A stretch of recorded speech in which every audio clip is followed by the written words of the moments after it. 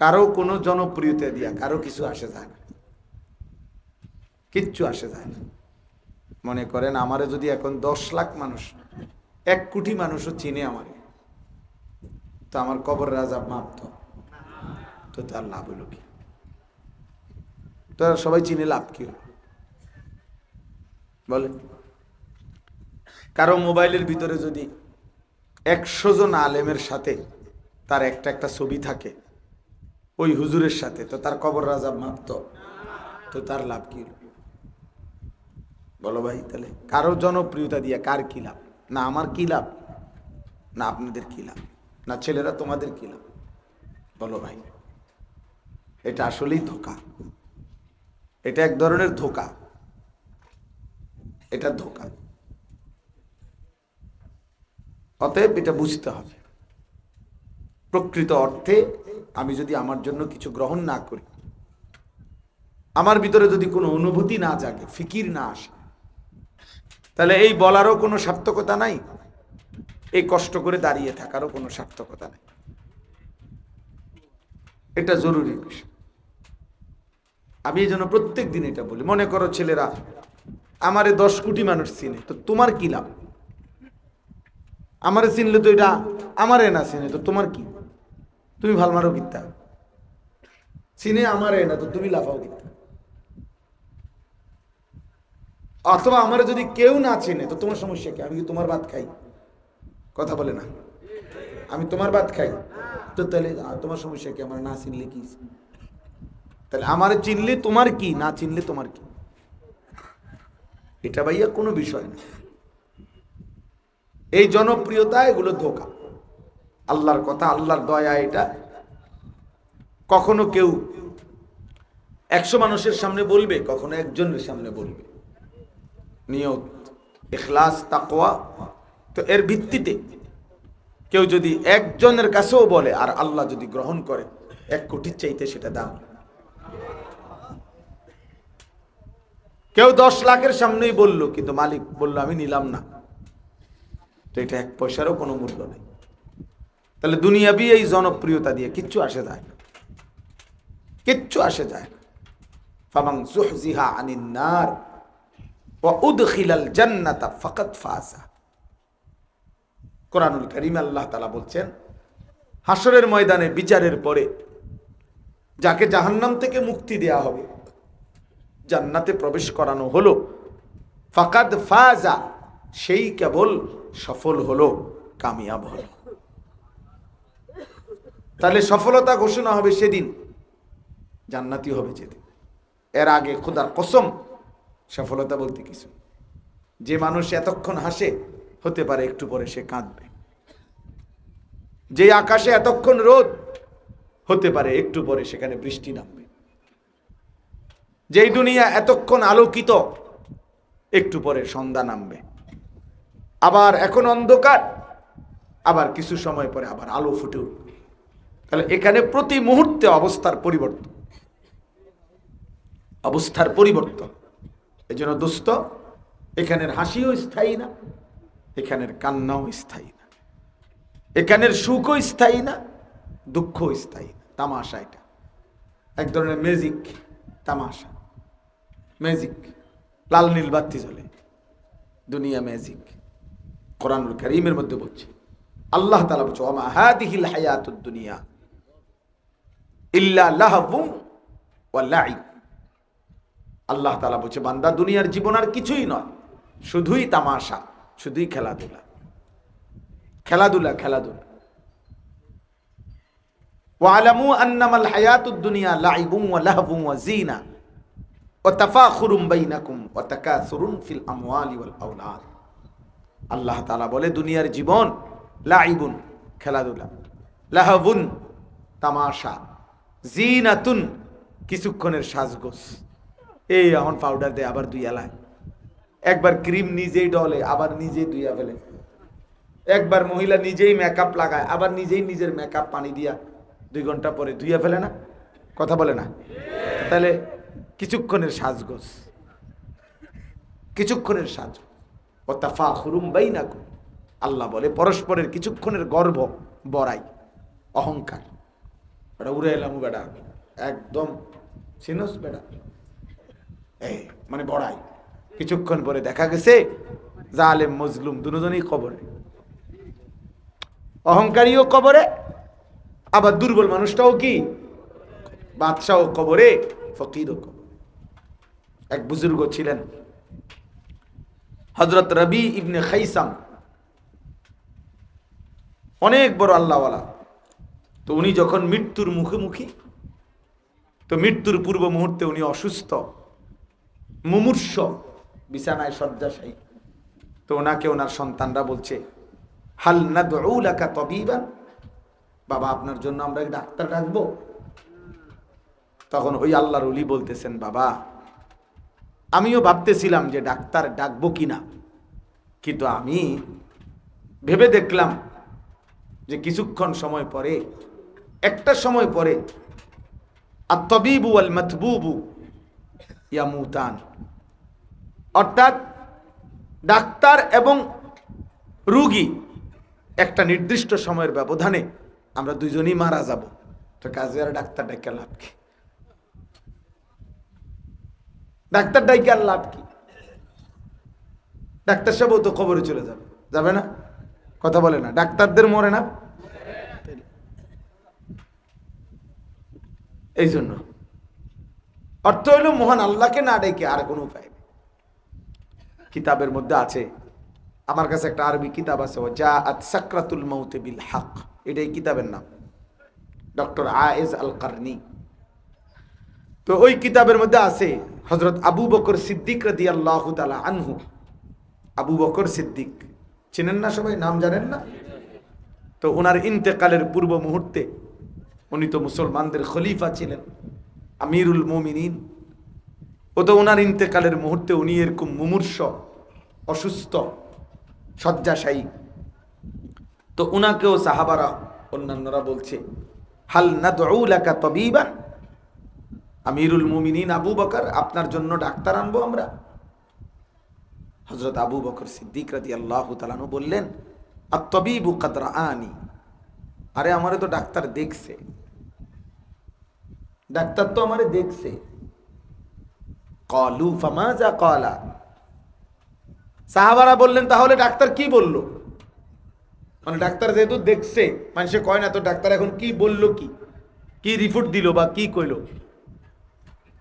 তখন হযরত আবু বকর সিদ্দিক বললেন, ইন্নাহু ইয়াকুলু ইন্নী ফাআলুল লিমা উরিদ, ডাক্তার সাহেব বলেছে আবু বকর আমি যা ইচ্ছে তাই করতে পারি। সেই ডাক্তারকে তিনি তো আমারে দেখছি, তিনি তো আমারে দেখতেই আছে। হযরত আব্দুল্লাহ ইবনে মাসউদ রাদিয়াল্লাহু তাআলা আনহু অসুস্থ ছিলেন, সাহাবী।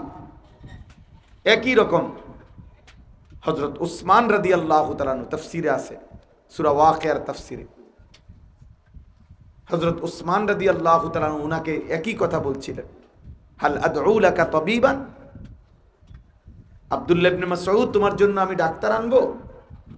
তিনি বলছেন, আত-তাবিবু কাদ আমরাদানি, আরে ডাক্তার সাহেবই তো আমারে রোগাক্রান্ত করছে। বুঝেন না? ডাক্তার সাহেবই তো আমারে কি করছে? আমরাদানি, আমারে অসুস্থ বানাইছে তো ডাক্তার সাহেব। মূলত মানুষের রোগ ব্যাধি কার পক্ষ থেকে আসে? আর সুস্থতা, ফাইদা মারিতু ফাহুয়া ইয়াশফিন। ইব্রাহিম আলাইহিস সালামকে নমরুদ জিজ্ঞেস করছিল আল্লাহর পরিচয়। তো ইব্রাহিম আলাইহিস সালাম আল্লাহর পরিচয় দিতে গিয়ে যে কথাগুলো বলছিলেন, এর মধ্যে এটা একটা, ফাইদা মারিতু ফাহুয়া ইয়াশফিন। ইব্রাহিম আলাইহিস সালাম বলছে, তিনি আমার আল্লাহ, আমি যখন অসুস্থ হয়ে যাই তিনি আমাকে সুস্থ করে দেয়। এজন্য দোস্ত আল্লাহ তাআলা বলছে, বান্দা এ কিছুক্ষণের অহংকার, দুনিয়া উড়ে এলাম, সিরালাম, ফাইরালাম, ঘুষে এলাম, আসলে কিছুই না, আসলে কিছুই না। এরপরে আল্লাহ বলেন, ওয়া তাকাসুরুন ফিল আমওয়ালি ওয়াল আওলাদ, এরপরে দুনিয়া একে অপরে নিজের সম্পদ কতটুকু হলো, আজিফুত নাতি নাতনি সন্তানাদি তারা হইল কয়জন, করে কি কি, এগুলার হিসাব কিতাব, এর নাম দুনিয়া।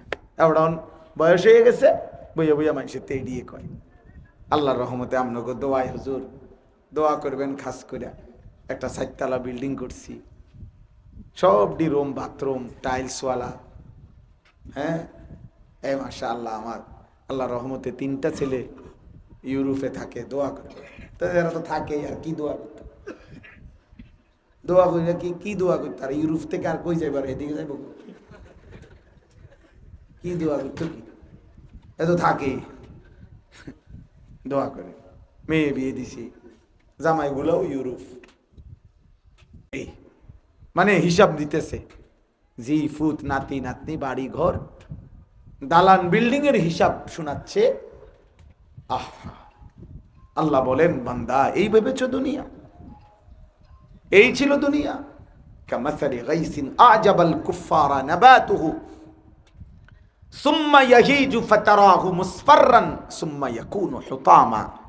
আল্লাহ বলে, প্রিয় ভাই শুনেন, সবাই জওয়ানরাও বুড়ারাও, নসিহতের জন্য এতটুকুই যথেষ্ট।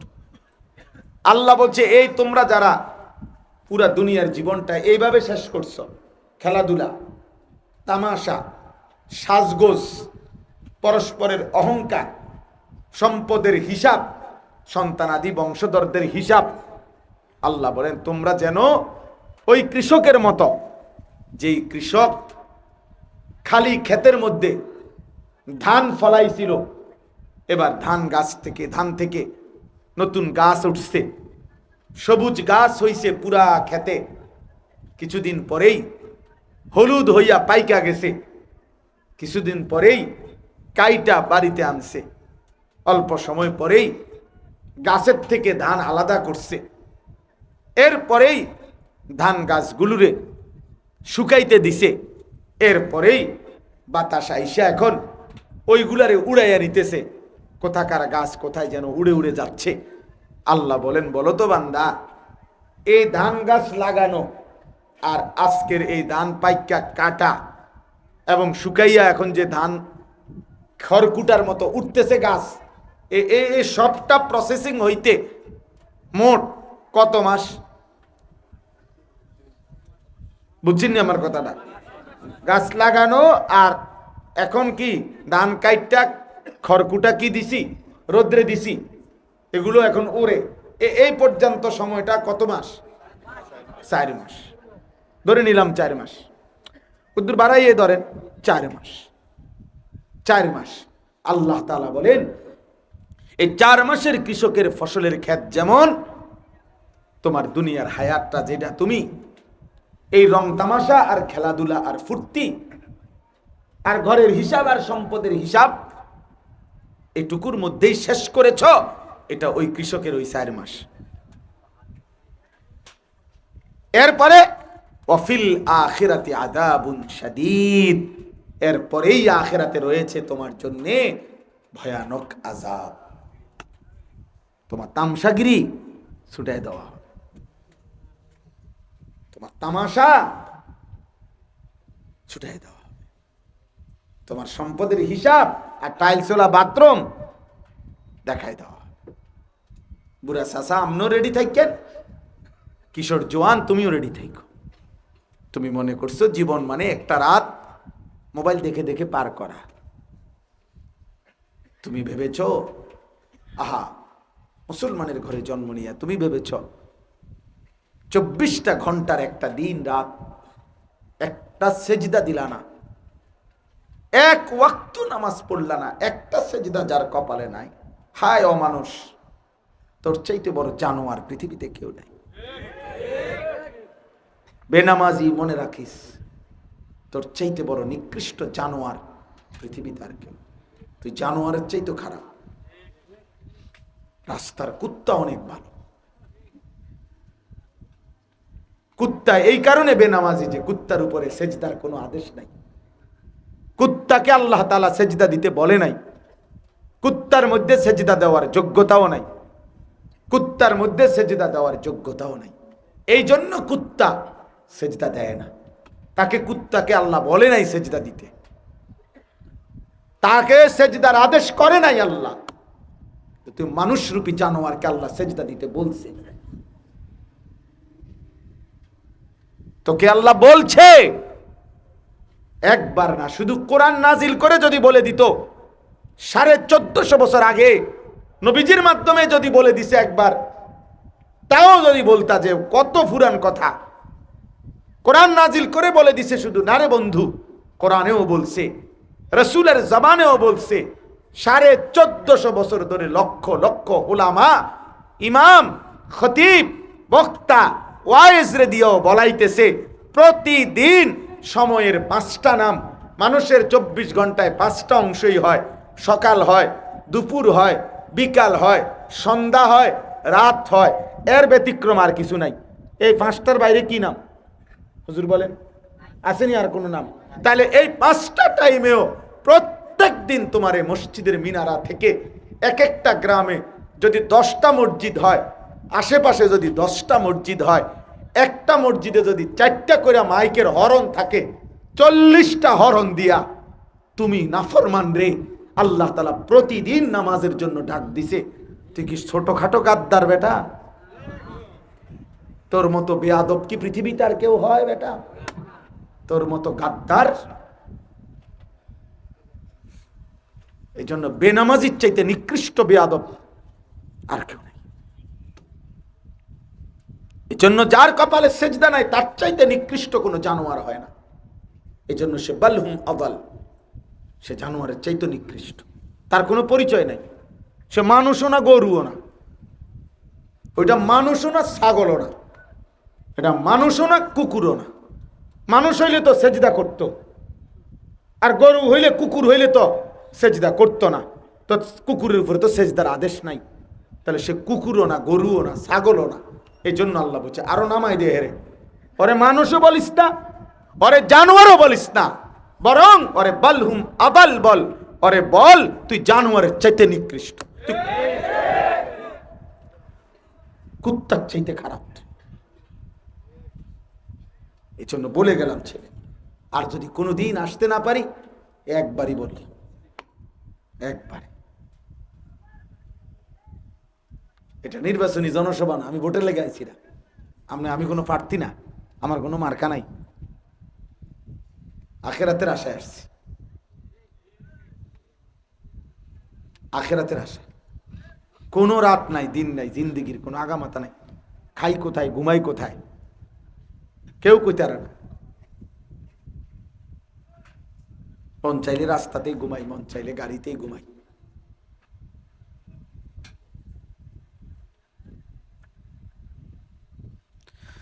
অতএব অনেক ছেলে মাশাআল্লাহ, তোমরা প্রিয় ছেলে। এত রাত দেখো বাবা, রাতের কত বাজে? 12:15। এই গভীর রাতে এতগুলো ছেলে মাশাআল্লাহ তোমরা দাঁড়ায় থাকতে পারলা, অপেক্ষা করতে পারলা। তোমরা ইনসাফ করে বলো, তোমরা একজন হুজুরের জন্য যদি তোমরা এতক্ষণ দাঁড়ায় থাকতে পারো, এত বড় মহান মালিকের জন্য নামাজে দাঁড়াইলা না কেন? এই নাফরমান, দাঁড়াইলি না কেন? এই বেহায়া, লজ্জা থাকলে আর ঘরে যাস না বেটা, আজকে নামাজ পড়ে যাস। যদি মুসলমানের ঘরে জন্ম নেও, কোন লজ্জা? আমি আবারও বলছি, তুমি যাও, চলে যাও, আমার দরকার নাই তোমার মতো শ্রোতা। আমি তোমারই দিয়ে করবো কি? আমি কি ভোটে খারাইছি? তুমি আমার আলগি দিলে কি আমার কবর রাজাব মাপ হইবনি? তাইলে জনপ্রিয়তা দিয়ে আমি করবো কি? আমি আজকে একদিন না, আমি প্রতিদিন বলি। এতক্ষণ বলেন হুজুর, এতক্ষণ দাঁড়াইতে পারলে এই নাফরমান মালিকের জন্য দাঁড়াইলো না কেন? রাত 12টা পর্যন্ত যদি সজাগ থাকতে পারো ফজরের নামাজে, তাইলে উঠতে পারো না কেন? বলো নাফরমান নামাজি, বেনামাজি, এই হাইওয়ান, বলো, এখন বলো। আজকের সারা দিনে 5 ওয়াক্ত ফজর, জোহর, আসর, মাগরিব, এশা, 1 ওয়াক্ত নামাজ যে পড়ো নাই, তোমার মতো জানোয়ার হাইওয়ান এন থেকে বাইর হবে বেটা। যা, তোর মতো নাফরমান লাগবে না বেটা, তোর মতো অসভ্য লাগবে না বেটা। তুই নারী দেখ, ছবিয়ে দেখ, তুই মোবাইলের নর্তকী দেখ, একদিন ফেরেশতা তোরে লাথি দিয়া কবরে ফেলাই দিবে, আর পরের লাথি দিয়া জাহান্নামে ফেলাই দিবে। এক লাথিতে কবরে ফেলবে, আরেক লাথিতে জাহান্নামে ফেলবে। এই কোরআন বলছে ইয়াসলাহা মাদমুমাম মাদহুরা, আল্লাহ বলছে অপমানিত করে, লাঞ্ছিত করে, বেইজ্জতি করে, ধাক্কা দিতে দিতে আমার ফেরেশতা তারে জাহান্নামে ফেলবে। খুজুহু ফাগুল্লু সুম্মাল জাহিমা সাল্লু, আল্লাহ বলবেন হাসরের দিন, হে ফেরেশতা নাফরমানকে ধর, খুজুহু মানে ধর তারে, ফাগুল্লুহু তারে বাঁধে, টাইট করে বাঁধে, এবার বেঁধে সুম্মাল জাহিমা সাল্লু লাথি দিয়ে তারে জাহান্নামে ফেলা। ফেলা কোরআন শরীফের আয়াত, কোরআন শরীফ। মাতবুরি দেখা হয় শয়তান তোমা করে বেঈমান, ওই ইহুদি খ্রিস্টান, ওই বেঈমানরা, তোমরা এত সুন্দর ছেলে মুসলমানের বাচ্চা, তোমা করে বেঈমানে একটা কাম দিয়ে দিছে সারা দিনে, যে তোর কাম হইলো সারা দিন সকাল থেকে ঘুমের থেকে ওইটা রাত পর্যন্ত শুধু চুলের পিছের দিকে ফিরাইবি। মাতাল, ডাক্তার দেখা বেটা, তোর তোর ব্রেনের সমস্যা বেটা, তোর মাথার সমস্যা, তোর স্ক্রু ঢিলা বেটা, তোর তার সিরা বেটা, তোরে বেঈমান দুশ্মন তোরে।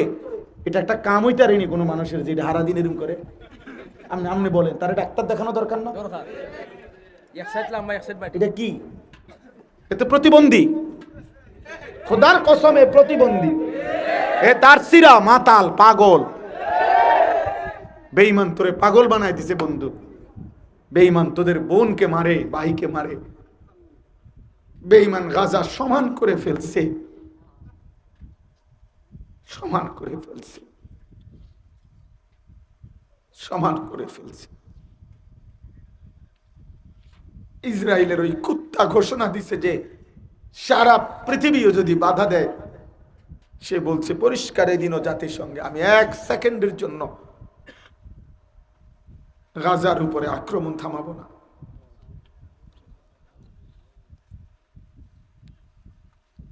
আহা, 12 কিলোমিটার পায়ে হাইটা একটা বাচ্চা, গাজার 3 বাচ্চা অসহায় মুসলিম, 12 কিলোমিটার পায়ে হাইটা একটা রুটির জন্য। একটা রুটি যখন হাতে নিছে, ফিরতেছিল যখন, তখন গুলি করে ওর বুকটা ঝাঁঝরা করে ফেলছে। ও আর ওই রুটিটা খাইতে পারেনি। এই তোমার মুসলমান ভাই, হায় যুবক, কেমনে দাঁড়াইবা হাসরের ময়দান? এত নারী, এত ছবি, তোমাকে চেহারা দেখলেই বোঝা যায় রে বাবা কতদিন হয় নামাজ পড়ো না। আমি তো চেহারা দেখলেই বুঝি বাপ, চেহারায় কোনো দয়া মায়া মানুষের কোনো চিহ্ন নাই। চুলগুলো সব বেঈমানের মতো বানায় রাখছো, পেশাব করে পায়খানায় ঠিক মতো পানি ব্যবহার করো না, টয়লেট পেপার ব্যবহার করো না, অপবিত্র শরীর, নাপাক দেহ, নারী দেখতে দেখতে, জিনা দেখতে দেখতে, উলঙ্গ ছবি দেখলে বীর্যপাত হয়, উলঙ্গ ছবি দেখলে বীর্যপাত হয়, নর্তকী দেখলে, জিনা ব্যভিচারের দৃশ্য দেখলে, হারাম নাচ গান দেখলে বীর্যপাত হয়, এই শরীর নাপাক থাকে। হায় যদি এই যে রাত 2টা পর্যন্ত উলঙ্গ ছবি দেখে দেখে শুইয়া গেলা, আর এই শরীর নাপাক, এই ঘুম যদি আর না ভাঙে, এই চোখ যদি আর না মেলে,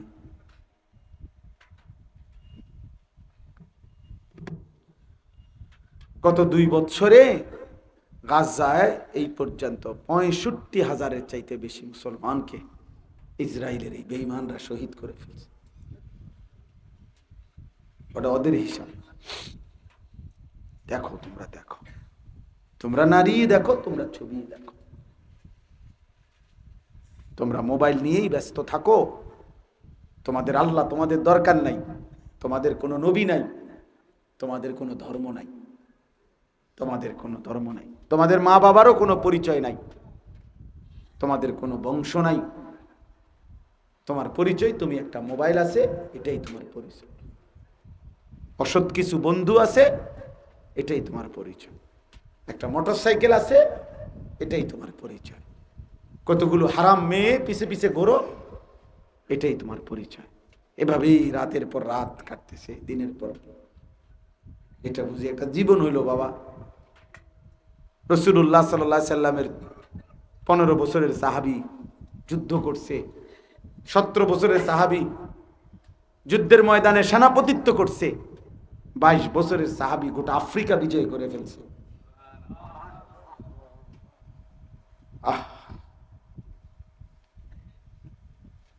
কেমনে জবাব দিবা ভাইয়া মহান আল্লাহর কাছে?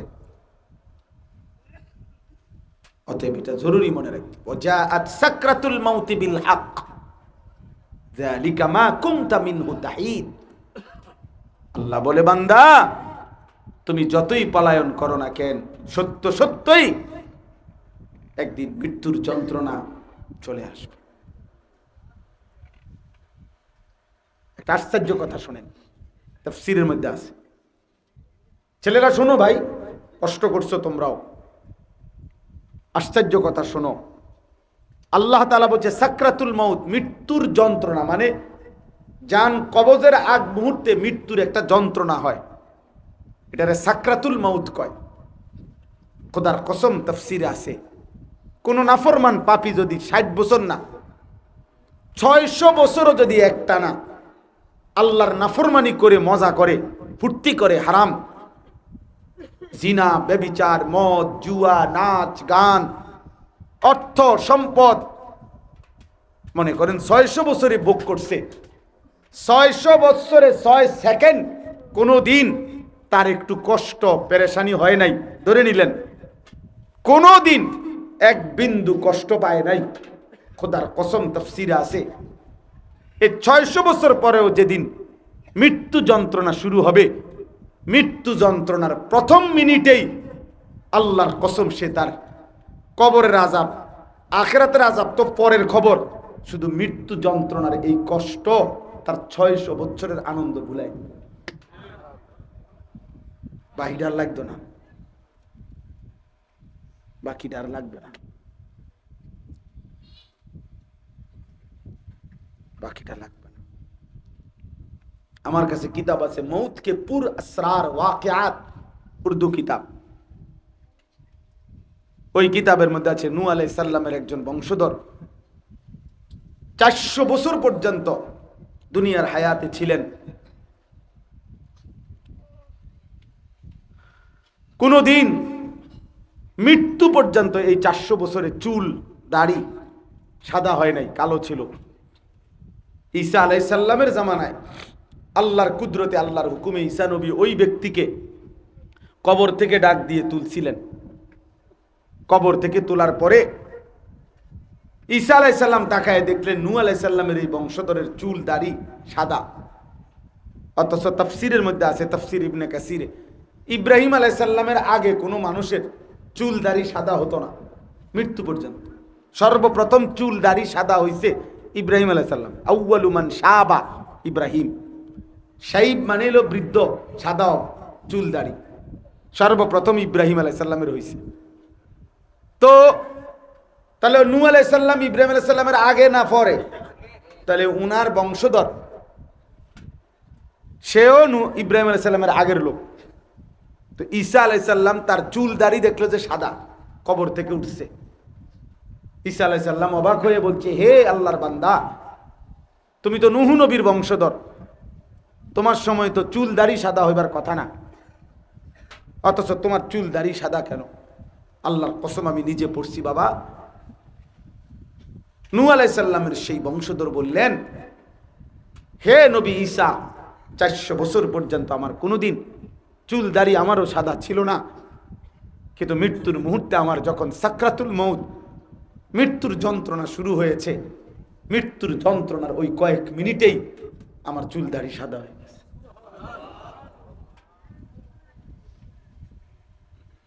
ওই কয়েক মিনিটের যন্ত্রণাতেই আমার চুল দাড়ি সাদা হয়ে গেছে।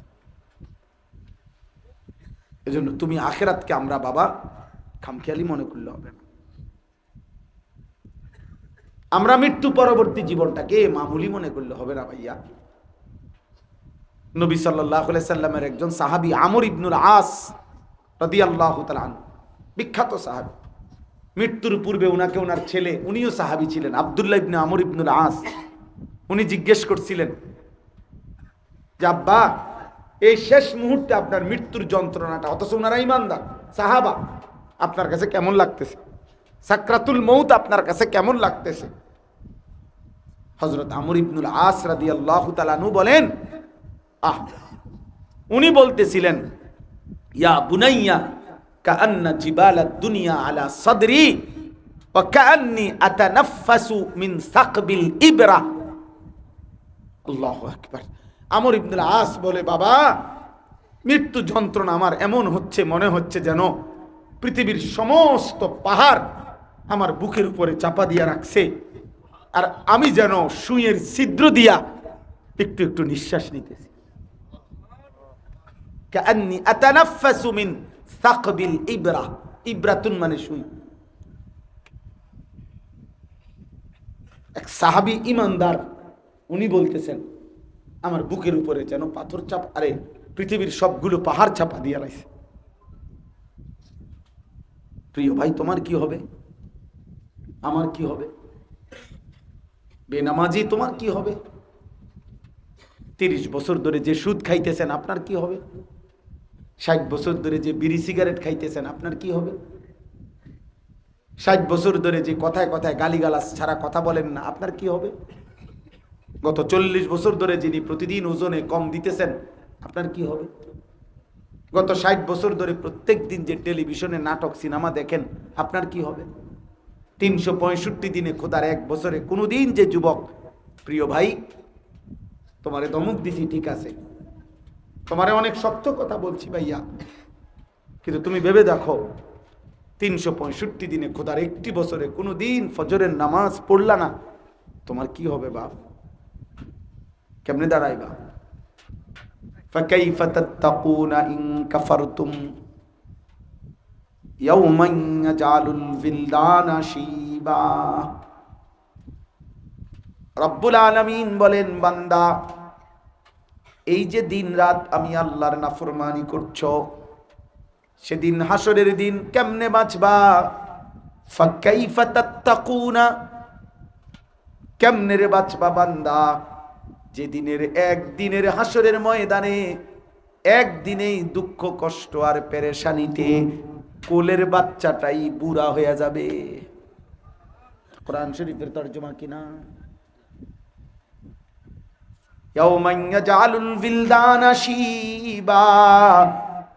আল্লাহ বলে একদিনেই হাসরের ময়দানে দুঃখ কষ্ট টেনশন আর পেরেশানিতে কোলের বাচ্চা বুড়া হয়ে যাবে। হ্যাঁ, মানুষ বলে না যে আমার চুলদারি পাইকা গেছে টেনশনে টেনশনে। দোস্ত আমার, রাত গভীর, খুব লম্বা করতে চাই না আমি, আমারে আবার ফিরে যাইতে হবে। আমার কলজার মধ্যে বয় শুধু এই ব্রাহ্মণবাড়িয়া বিশ্ব রোডের এই জ্যামের জায়গা আমি কেমনে পার হব? আমার ফজরের পর থেকে কাজ, ফজরের পরেই আমার কাজ আছে। এই জন্য বললাম, প্রিয় ভাই আমার, দোস্ত আমার, বাবা আমার,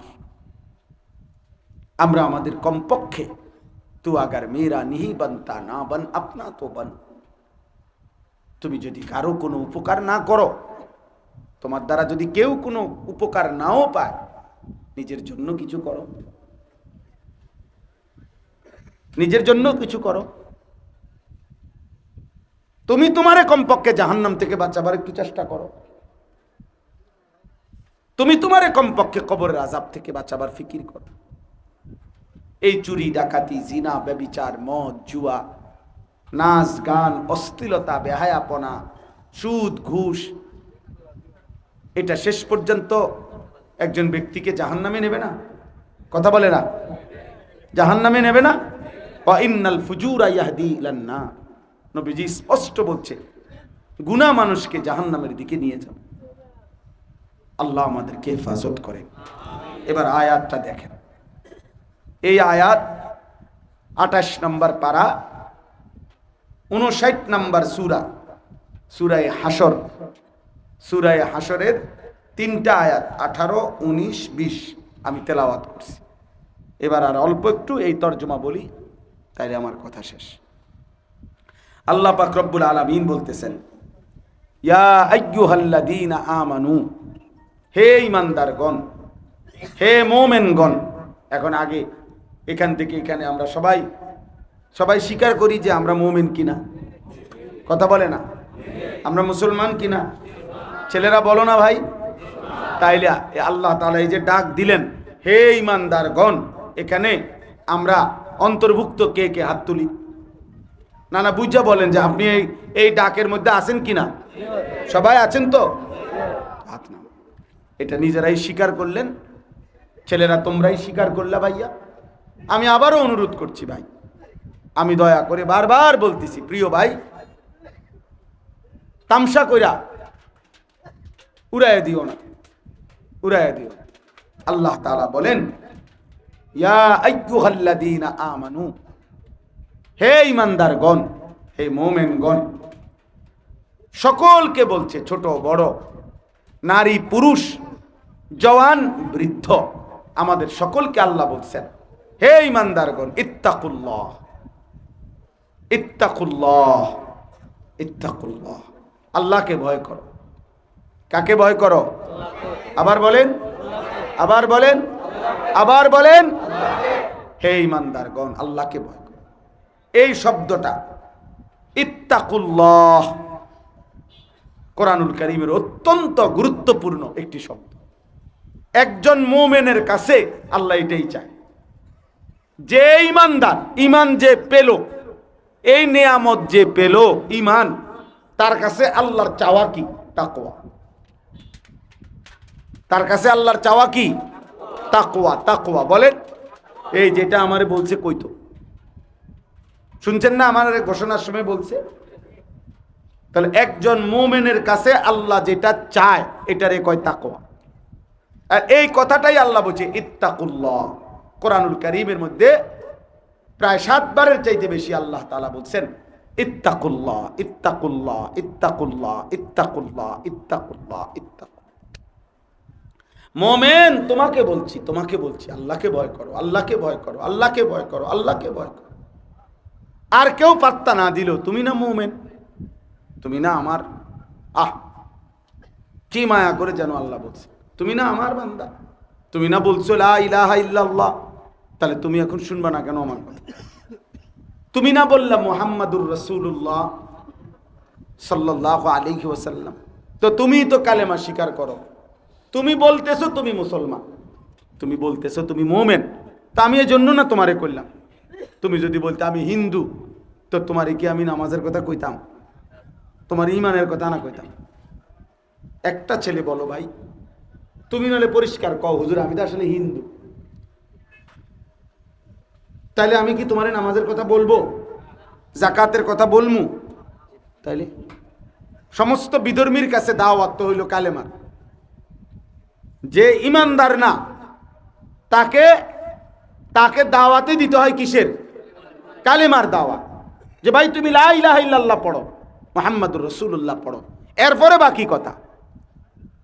আর আমাদের কাছে হলো তাকওয়া।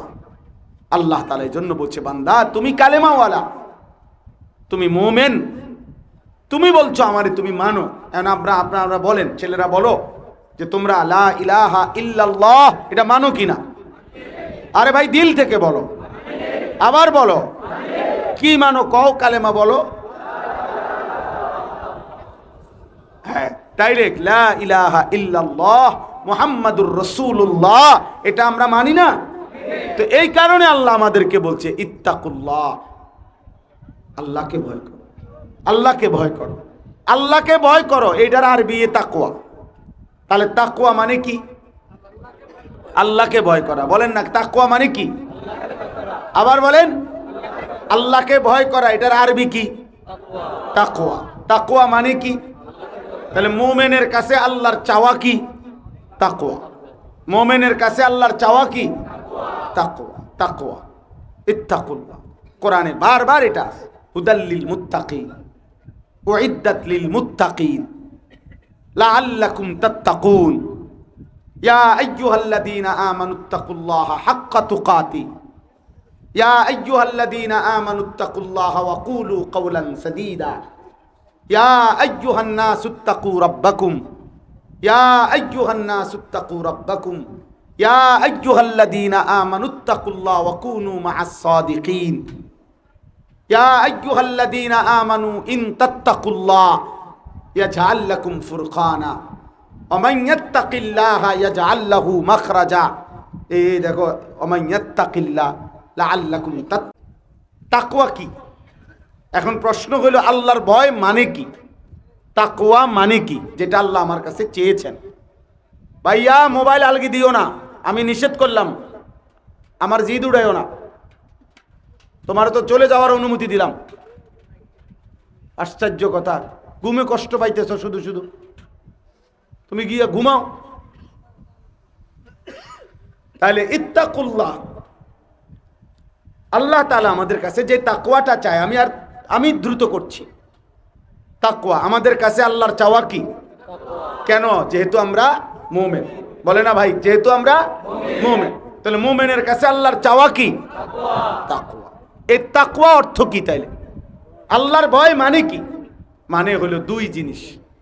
এক নাম্বার তারকুল মুনকারাত, দুই নাম্বার ফি'লুল খায়রাত। সমস্ত গুনাহ ছেড়ে দেওয়া, সমস্ত হুকুম আদেশ পালন করা, এইটারই বলে তাকওয়া। তাহলে আল্লাহকে ভয় করা মানে গুনাহ বর্জন করা, আল্লাহকে ভয় করা মানে আদেশ পালন করা। তাকওয়া মানে গুনাহ বর্জন করা, তাকওয়া মানে আদেশ পালন করা। তাহলে এখন বলেন তাকওয়া মানে কি? বলেন কি? আর কি?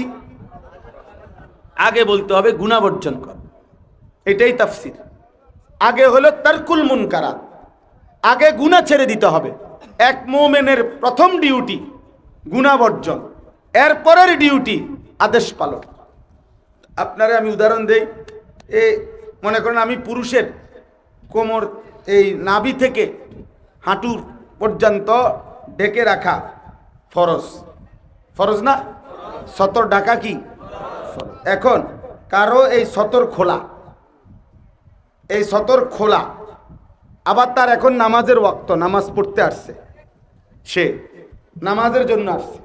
এখন নামাজ পড়া এটা হলো নেকি, সতর খোলা রাখা এটা হলো গুনাহ।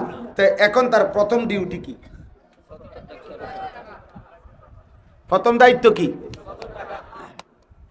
নামাজের বাহিরের ফরজ কিনা সতর ঢাকা? নামাজের বাইরে যে ফরজ এর মধ্যে একটা আছে কিনা? শরীর পাক, কাপড় পাক, নামাজের জায়গা পাক, হ্যাঁ, সতর ঢাকা আছে কিনা? তাহলে বোঝা গেল সতর ঢাকা হলো, খোলা রাখা হলো গুনাহ, আর সেজদা দেওয়া হলো নেকি। কিন্তু আগে কাজ কি? গুনাহ বর্জন। আগে কি? গুনাহ বর্জন, এরপরে কি? আদেশ পালন। ওই যে নামাজ,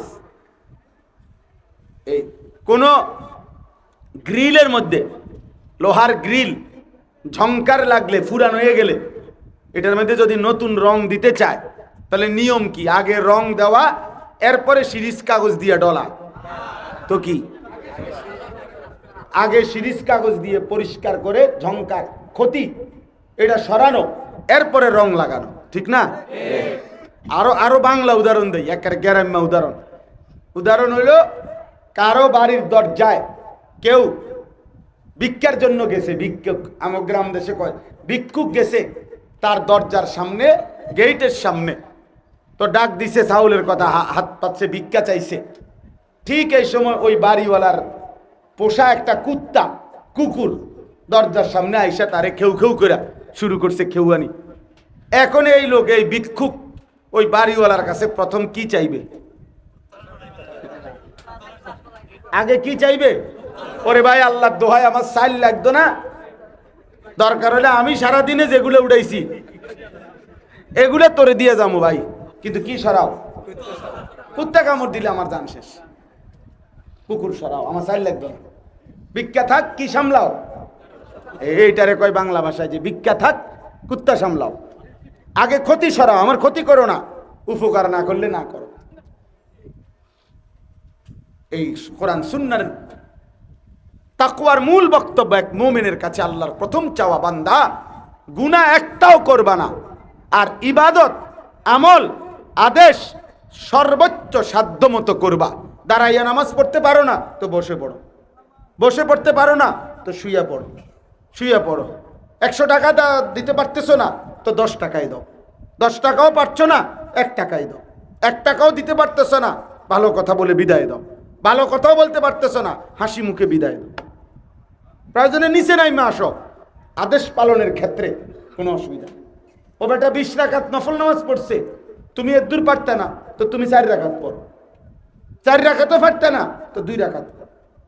উনি 10,000 বার কালেমা শরীফের জিকির করছে, তুমি পারতে না তো তুমি 1000 বার পড়ো, 1000ও পারতে না তো তুমি 100 বার পড়ো, 100 বারও পারতে না তো 33 বার পড়ো, 33 বারও পারতে না তো 10 বার পড়ো, 10 বারও পারতে না। খোদার কসম নবী বলছে সুবহানাল্লাহ, একবার বলা উহুদ পাহাড়ের চাইতে ভারী নাকি? একবারই বলো, একবারই বলো। আমলের ক্ষেত্রে কমাই আনো দরকার হলে, কিন্তু মিথ্যা 10টার মধ্যে কমপক্ষে 4টা কইতে পারবা, আর 6টা বলতে পারতা না। কথা বলে না কেন? চুরি সর্বোচ্চ 30 টাকা থেকে 90 টাকা চুরি করতে পারবা, তবে 100 টাকা চুরি করতে পারতা না। এটা নি, এটা নি বলেন না কেন? চুরি ছেড়ে দিতে হবে কত ভাগ? 100 ভাগ।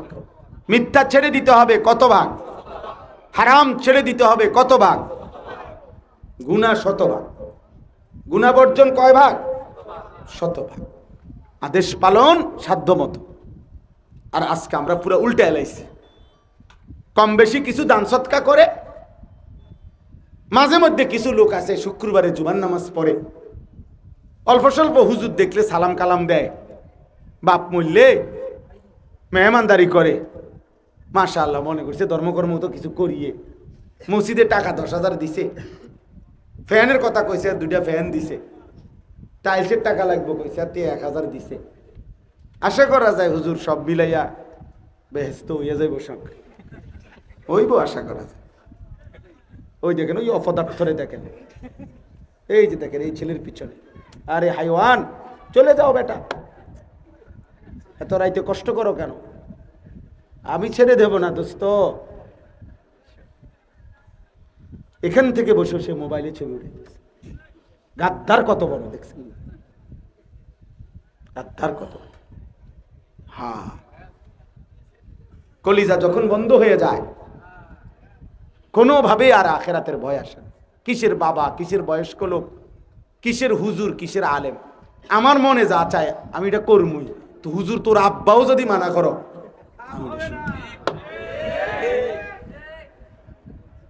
আমি ছেড়ে দেব না বাপ। আমি বলছি না, আমি আরেকবারের আশায় কখনোই বয়ান করি না। আর যদি আসতে না পারি, না আসবো, আর আসার দরকার কি আমার?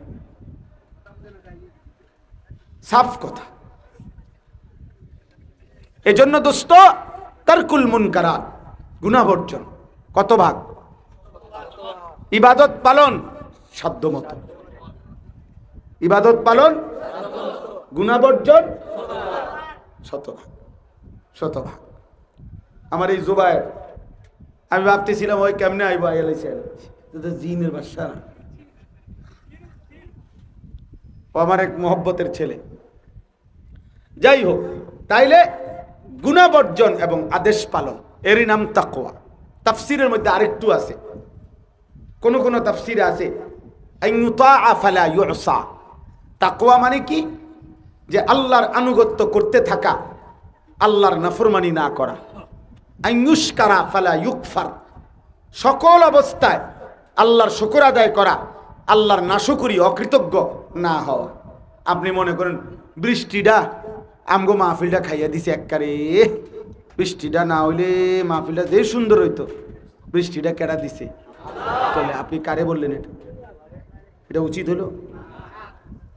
উচিত হলো এটা? ইনসাফ হলো এটা? সাবধান, সাবধান। বান্দা শুকর সর্বাবস্থা। আল্লাহ তাআলা হাদিসে কুদসিতে আছে, আল্লাহ বলছে মান লাম ইয়ারদা বিকাদাই ফালিয়াতলুব রাব্বান সিওয়াই। এই বান্দা শোনো, আমার ফয়সালার উপরে যদি তুমি খুশি না হইতে পারো তো ঠিক আছে, আরেকজন খোদা তালাশ করে নাও। ঠিক আছে, ঠিক আছে, আমার বাদ দাও, আমি বাদ দিই, আরেকজন রব খুঁজে নাও। সে কে? আছে আরেকজন? বলো না ভাইয়া, আছে আরেকজন। তো সুখ দিলেও তিনি, দুঃখ দিলেও তিনি। যিনি হাসান তিনিই কাঁদান, যিনি রাত দেন তিনিই দেন, দিন দেন, যিনি রোদ দেন তিনিই তো বৃষ্টি দেন। হ্যাঁ, রোদ, এখন রৌদ্র হইলে ভালো হইতো, তো যদি বৃষ্টি আর কখনো না হয় তখন দিয়ে আরো হুজুর দিয়া দোয়া করায়, হুজুর কদ্দুর বৃষ্টির লেখা দোয়া করেন। কি ভাই, মালিকের ফয়সালার উপরে কি থাকা? রাজি থাকা। আল্লাহর ফয়সালার উপরে কি থাকা? রাজি থাকা। সকল অবস্থায়, সকল অবস্থায় কার শুকর আদায় করা? কোন অবস্থাতেই অকৃতজ্ঞ না হওয়া। অনেক মানুষ আছে না, আমি অনেক সময় বলি, আরে খোদা মুসিবত কেল আমার রূপে আই, আমারে কেল ফাইলা। তা আমনে কন না কারে দিত মুসিবত, আমনে তার নামটা কন, আমি হেরে একটু কই যে ভাই অমুকে আমনের নামে কইছি আল্লাহরে, যে যেন আল্লাহ আমনের উপরে যাতে মুসিবত দেয়, দেখবেন আমলে কি ফিডাটা ফিডেতে। তাইলে এটা কি কোনো কথা হইল? এক মানুষ কি বুঝি সারা জীবন, আমি এখনো মুশারফ বাইরে বলতেছিলাম যে ভাই যদি আমাগো জীবনে এমন হয় যে একজন মানুষের দুনিয়ার জীবনে সারাক্ষণই সুখ, কোন সময় কোনো দুঃখ না আসুক, তো এতে পারা তো আপনার জান্নাতে রাখলে ভালো আসবে। এটা দুনিয়া হলো কেন? এই জন্য আইনুশকারা ফালা ইউকফার। 2 নাম্বার হলো সর্বদা আল্লাহর শুকর করা, আল্লাহর নাফরমানি, অকৃতজ্ঞ না হওয়া, এর নাম তাকওয়া। এর নাম কি বলে না? 3 নাম্বার আইনুশকারা ফালা ইউনসা। 3 নাম্বার সর্বদা আল্লাহকে স্মরণ রাখা, আল্লাহর জিকির, আল্লাহর স্মরণ, আল্লাহর ইবাদত, আল্লাহকে সবসময় মনে রাখা, আল্লাহকে ভুলে না যাওয়া, ভুলে না যাওয়া, এটাকে বলে তাকওয়া। নবী সাল্লাল্লাহু আলাইহি ওয়াসাল্লাম সর্বদা আল্লাহকে স্মরণ করতেন। কানা রাসূলুল্লাহ সাল্লাল্লাহু আলাইহি ওয়াসাল্লাম ইয়াযকুরুল্লাহ আলা কুল্লি আহইয়ানি। এজন্য দোস্ত, তাকওয়া, গুনাহমুক্ত জীবন। তাহলে তাকওয়া এক মুমিনের কাছে আল্লাহর প্রথম চাওয়া কি? গুনাহমুক্ত জীবন, গুনাহমুক্ত জীবন, গুনাহমুক্ত জীবন। চুরি ছেড়ে দেন বাপ, জিনা ব্যভিচার ছেড়ে দাও যুবক, নারীর অশ্লীল ছবি দেখা ছেড়ে দাও বন্ধু। দোস্ত বাপ, যারা আজকে 40 বছর 30 বছর সুদ খান, আল্লাহর দোহাই ছেড়ে দেন। যারা ওজনে কম দেন ছেড়ে দেন। এখনো যারা বিড়ি সিগারেট খান ছেড়ে দেন বাবা। বিড়ি সিগারেট কোনো সুস্থ স্বাভাবিক মানুষ খাইতে পারে না। বিড়ি সিগারেট কোনো খাবার না, বিড়ি সিগারেট কোনো পানীয় না। মানুষের ভিতরে যেটা যায় এখান দিয়ে 2টা জিনিস, হয় এটা খাবার আর নয়তো এটা পানীয় জাতীয় কিছু, এই 2টার একটা কিছু। তো বিড়ি সিগারেট এটা কোনো খাদ্যও না, এটা কোনো পানীয় না। বুঝেন না এমনি কথা? এটা ভাত তরকারির মতো কিছু, এটা 7 আপ এই পানির বোতলের মতো কিছু। তো এটা কিটা? এটা বিড়ি। মানে এটা কি জিনিসটা? কি কি পানীয় নাকি খাবার? না কোনোটাই না, এটা কোনোটাই না। 2 জঘন্য কথা হইল, ভয়ানক কথা হইল, কোরআন শরীফে আছে জাহান্নামীদের খাবার এর 2টা বৈশিষ্ট্য। 1, জাহান্নামীর খাবারের মধ্যে কোনো ক্ষুধা যেটা, এটাও নিবারণ হবে না আল্লাহ বলছে। আরেকটা হলো শরীরের মধ্যে যে পুষ্টি হয়, ভিটামিন, এটাও হবে না। লা ইউসমিনু ওয়ালা ইউগনি মিন জু'। আল্লাহ বলছে শরীরের পুষ্টিও হবে না এবং ক্ষুধার চাহিদাও মিটবে না জাহান্নামী খাবারে। অতএব বিড়ি এবং সিগারেটের মধ্যে খাবারের চাহিদা মানে ক্ষুধা, এটাও নিবারণ হয় না শরীরে। পৃথিবীর কোনো পাগল ডাক্তারও কোনোদিন বলে নাই যে বিড়ি সিগারেটের দ্বারা শরীরে কোনো পুষ্টিকর কিছু হয়। হয় কিছু হুজুর? কেউ শুনছেন কোনোদিন? তাইলে একেবারে নিশ্চিত এটা যে বিড়ি সিগারেট জাহান্নামীদের খাবার, জাহান্নামীদের খাবার, জাহান্নামীদের খাবার, জাহান্নামী। 2 নাম্বার। 3 নাম্বার কথা হইল ধোঁয়া, ধোঁয়া, ধোঁয়া, আগুনের ধোঁয়া কোনো মানুষের প্রিয় হইতে পারে না। তাহলে বিড়ি সিগারেট তো ধোঁয়া, আগুনের ধোঁয়া, তো ধোঁয়া তো কোনো মানুষের কি হইতে পারে না, পছন্দ হইতে পারে না। তুমি যেহেতু ধোঁয়াই পছন্দ করো, আগুনেই পছন্দ করো, আহা আমার খুব ভয় লাগে এটা, আমি এর লেগে একটু বেশি বললাম। আমার ভয় লাগে কোনটা জানেন চাচা? 60 বছর পর্যন্ত যে 70 বছরও যে বিড়ি খায়, এই আগুন, এই ধোঁয়া যার পছন্দ, আহারে চাচা মনে করেন তো কবরে গেলে ফেরেশতা যদি বলে চাচা মৃত্যু পর্যন্ত তো আগুন আপনার প্রিয় ছিল, ধোঁয়া আপনার প্রিয়ই ছিল, আপনার কবরও যেহেতু এটাই আপনার পছন্দ ছিল, আপনার কবরও আগুন লাগাই দেই, আপনার কবরও ধোঁয়া জ্বালাই দেই, হ্যাঁ, তখন সে কি করবে? তখন কি হবে বলে? বলে আল্লাহ আমাদেরকে হেফাজত করেন, আল্লাহ আমাদেরকে হেফাজত করেন। দোস্ত, নারী দেখো না, কিশোর যুবক, মোবাইল থেকে নিজেকে বাঁচাও। বড় মোবাইল প্রয়োজন ছাড়া ভাইয়া ব্যবহার করো না। দেখো, চিন্তা করে, চেষ্টা করে পারবা। এই ছোট্ট আমরাও আলহামদুলিল্লাহ সারা পৃথিবীর মানুষ, বাংলা ভাষাভাষী মুসলমান যেখানে আছে সারা পৃথিবীতে, আল্লাহর দয়া, এমনি বলতেছি বুঝানোর জন্য, আমগোর লগে কথা কইতে চায় সারা পৃথিবী থেকে, কিন্তু আমাকে এই ছোট্ট মোবাইল, ছোট মোবাইল, পৃথিবীর যেখানেই বাংলাদেশি বাংলাভাষী মুসলমান আছে, সেই মুসলমানও আমাদেরকে তালাশ করে খুঁজতে, কথা বলতে চায়। কিন্তু আমগো মোবাইল ছোট্ট মোবাইল, ছোট মোবাইল ব্যবহার করো। বড় মোবাইল যার যেই কাজে দরকার, আমি বলি না দরকার নাই, দরকার, যেটুকু দরকার ওইটুকুর মধ্যেই ব্যবহার করো, বাকি টাইম এটা সরাইয়া রাখো। বলে আমার 10 মিনিট পর পর লাগবে বড় মোবাইল, অসুবিধা নাই, 8 মিনিট এটার থেকে দূরে থাকো, 10 মিনিটের সময় আবার নেও, তাহলে 8 মিনিটও তো কমপক্ষে গুনার থেকে বাঁচা গেল। 5 মিনিট পর পর আমার এটা লাগবে, তো 4 মিনিট এটার থেকে আলাদা থাকো, হতে পারে 4 মিনিটও তো গুনার থেকে বাঁচা যাবে। চেষ্টা করে দেখো, ফিকির করে দেখো। ফজরের নামাজের জন্য তুমি উঠে দেখো, তোমার মোবাইলের মধ্যে 5টা অ্যালার্ম আছে, প্রত্যেক মোবাইলে এখানে 5টা অ্যালার্ম দেওয়া যায়, 5টা অ্যালার্ম, 5টা 15-তে 20-এ ফজরের জামাত, তো তুমি 4টা 50, 5টা 10 বা 4টা 40 এমনি দাও, একটার পর একটা অ্যালার্ম বাজবে, তুমি কতক্ষণ না উঠা পারবা?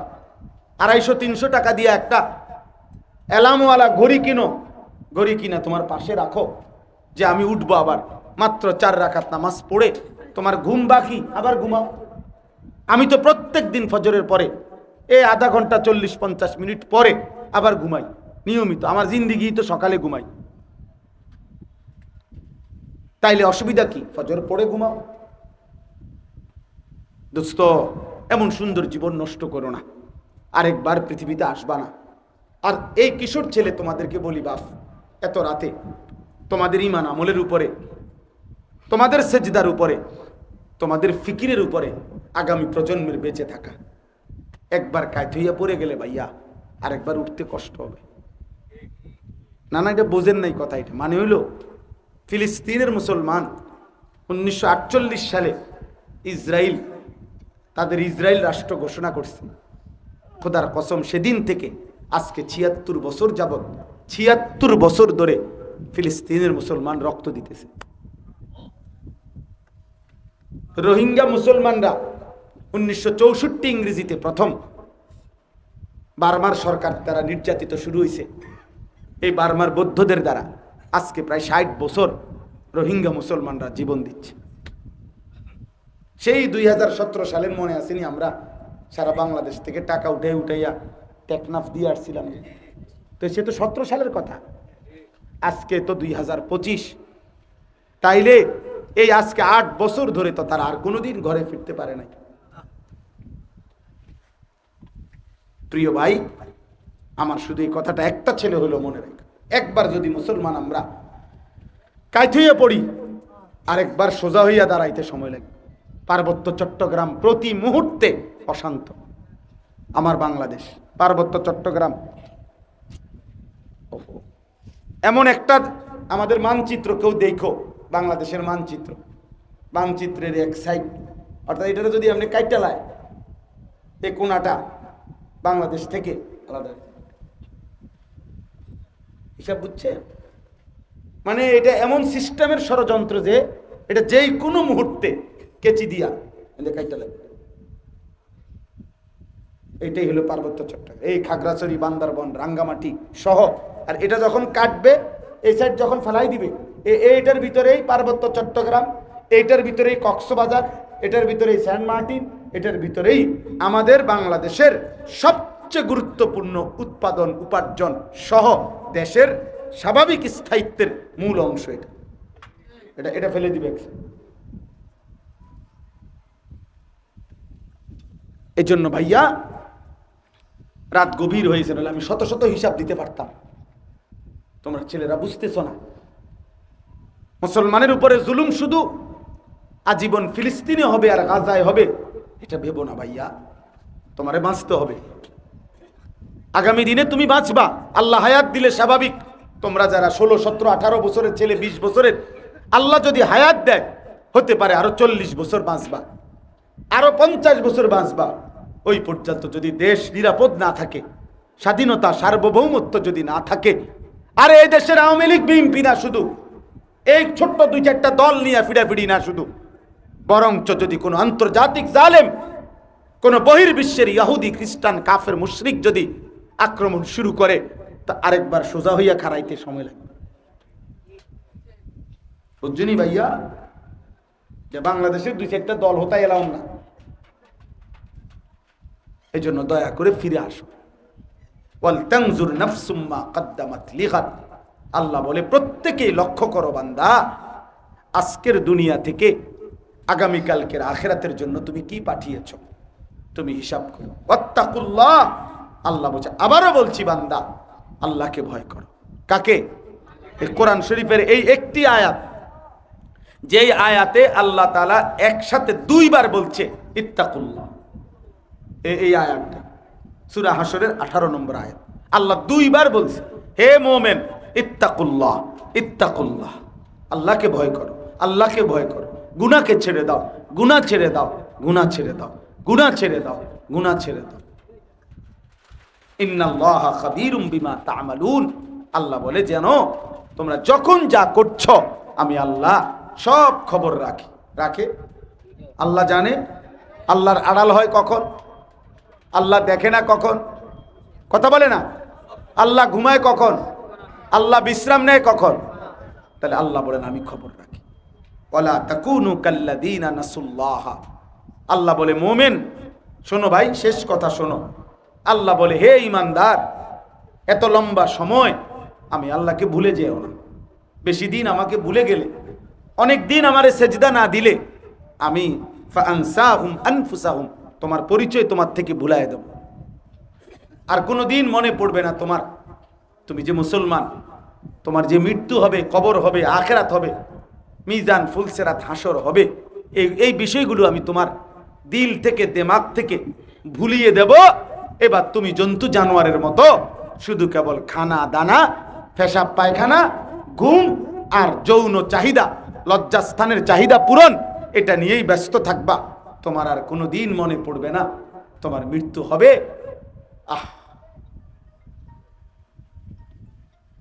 উলাইকা হুমুল ফাসিকুন। আর আল্লাহ বলেন, এই মানুষগুলো যারা আল্লাহ ভুলে গেছে, আত্মভোলা হয়ে গেছে, তারা প্রকাশ্য পাপী। তারা কি? ফাসিক, ফাসিক। এরপরে শেষ আল্লাহ বলেন, লা ইয়াস্তাবি আসহাবুন নারি ওয়া আসহাবুল জান্নাহ। মনে রেখো মুমিন, জাহান্নামী আর জান্নাতি কখনোই বরাবর নহে। চেহারা সুরত একরকম মনে হইল, নামাজি এবং বেনামাজি বরাবর না। হালাল উপার্জনকারী আর হারাম উপার্জনকারী বরাবর না। চরিত্রবান আর চরিত্রহীন বরাবর না। লম্পট জুয়ারি আর দিনদার মুত্তাকি সমান না, সমান না। আসহাবুল জান্নাতি হুমুল ফাইজুন। যারা জান্নাতি, জান্নাতওয়ালা, আমলওয়ালা, আল্লাহর কসম আল্লাহ বলে তারাই সফল, তারাই কামিয়াব, তারাই কৃতকার্য, বাকি সব পাপী ব্যর্থ ব্যর্থ ব্যর্থ। আল্লাহ আমাকে হেফাজত করেন, আমাদের সকলকে হেফাজত করেন। আজকের এই সুন্দর মাহফিল আল্লাহ তাআলা কবুল করেন। আজকের এই রাত গভীর পর্যন্ত সকলের বসে থাকায় আল্লাহ বরকত দান করেন। আলহামদুলিল্লাহ রাব্বিল আলামিন। মাওলায়ে করিম আপনি মাফ করে দেন, রব্বে করিম আপনি মাফ করে দেন, আয় মাওলা আপনি মাফ করে দেন। আল্লাহ এই কিশোর যুবক ছেলেগুলোকে নামাজি বানিয়ে দেন, চরিত্রবান বানিয়ে দেন, উত্তম আখলাকওয়ালা বানিয়ে দেন। মোবাইলের আসক্তি থেকে হেফাজত করেন, নারীর আসক্তি থেকে হেফাজত করেন। আল্লাহ সেজদাওয়ালা কপাল বানিয়ে দেন, কাঁদনেওয়ালা চোখ বানিয়ে দেন, জিকিরওয়ালা জবান বানিয়ে দেন, মোহাব্বতওয়ালা দিল বানিয়ে দেন। আমার বয়স্ক বাবা চাচাদেরকে আরো বেশি নেক আমলের তৌফিক দেন। মা বোনদেরকে পর্দা পুশিদা দান করেন। এলাকার আশপাশের সমস্ত কবরবাসীদেরকে মাফ করে দেন, মাফ করে দেন মাওলা। আল্লাহ আমরা প্রত্যেকেই স্বজন হারা, কারো মা নাই, কারো বাবা নাই, কারো মা বাপ দুইজনই নাই, কত আত্মীয় স্বজন নাই। আল্লাহ কবর দেশে কেমন জানি আছে মাওলা, আপনি